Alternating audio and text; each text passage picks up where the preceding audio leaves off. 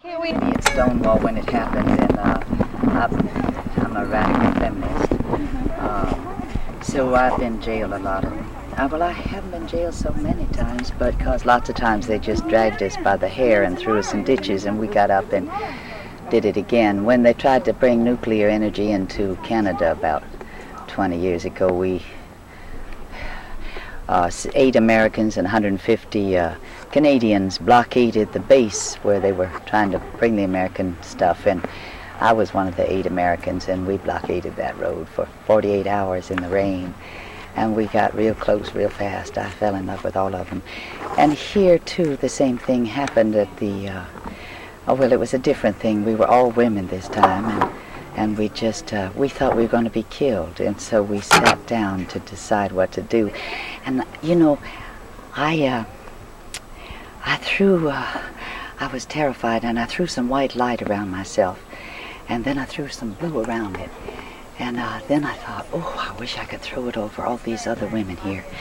And so I tried to do that. I said white light, and I saw it sprinkled all over the women, and then I ran blue around it. And then I forgot about it, and I went to jail, and I came back a long time later, like 5 days later, and I met that woman over there on the camera, and she said, I saw the light near the bridge, and I came to see who did it, and you did it. I said, I did? Far out. I'm astounded that she saw it, because I didn't even know if it was really real, you know. But something sure, something magic seems to have happened there to a lot of women, and since then. We came here, as you know, because the men are about to kill all life on the planet, and we're trying to save life on the planet. It's like almost impossible because we've got to change almost everything, and it is a terrible nuisance. But I cling to the word almost. It's maybe we can do it, and things like our action on the bridge and the days in jail since then, just sitting there in circles telling each other what we knew, makes me dare to hope that we might break free before they kill us all. That's sort of where I am.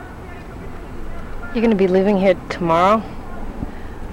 Well, I've been packing my things. I just came to find my hammer. I'm the one who dreamed that we could make this place accessible to differently abled women. And I got that idea on the 4th of July. And so I threw a lot of energy into explaining to the other women who said, what does it have to go to child care for? And I said, well, because some disabled women are children, and some are mothers, and some like to do child care.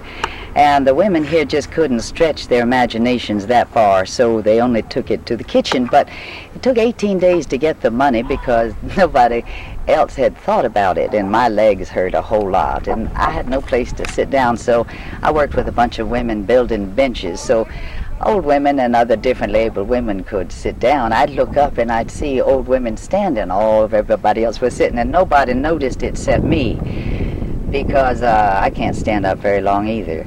So though a lot of women, a couple of women came in wheelchairs, but they had to leave right away because the terrain was too rough. And a lot of old women came for the day, but they couldn't stay.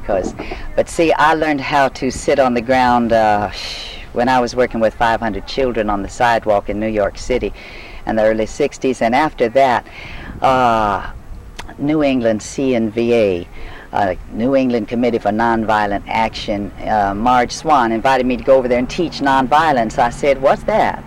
She said, you're doing it. Because they were pretty rough, the 500 children. So I went there and we studied and learned nonviolence, doing actions against the war. And La Macaza in Canada was one of those where we tried to keep nuclear everything out of Canada. But, yeah, I keep on going on. I wouldn't be here if it weren't a women's encampment. I don't work with the slaveholders anymore.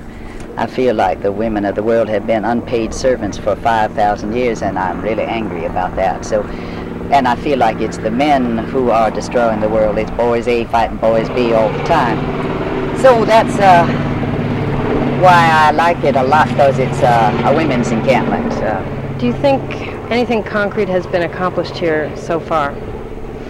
I think that's a real dumb question. I mean, who knows? I'm sorry. Sometimes I'm kind of blunt.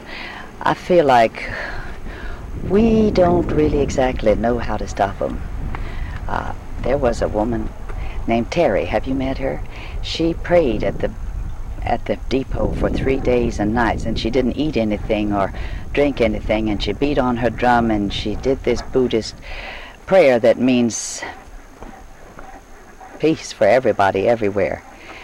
And she prayed from 6 in the morning till 6 at night, and then she slept with her friend by the gate. There were 2 of them. And when they finally came to the last of their 3 days, I said, is there anything, or Pagan said, is there anything we can bring to you? And she said, yes, I'd like a drop of sesame seed oil for the middle of my forehead to make me feel centered. And so Pagan and I began to search for a drop of sesame seed oil. They only have Crisco around here. In all the towns, we went from town to town, store to store, and continued the next day, and finally we found some sesame seed oil, and we took it to the depot where they were still sitting and getting very hoarse and weak from 3 days of fasting and praying and beating on.